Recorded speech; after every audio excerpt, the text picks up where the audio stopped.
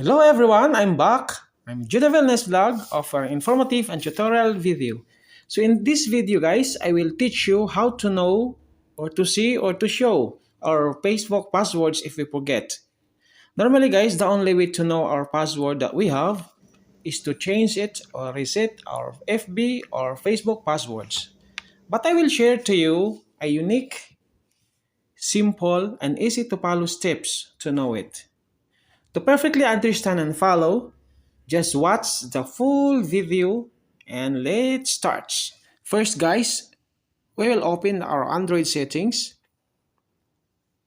Then go to app settings. Then look for FB apps. Then click FB apps.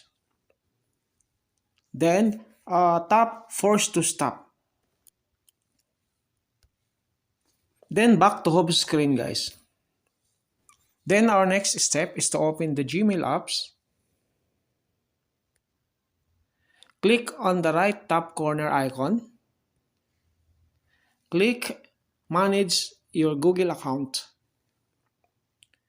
Then go to security. Then click a password manager.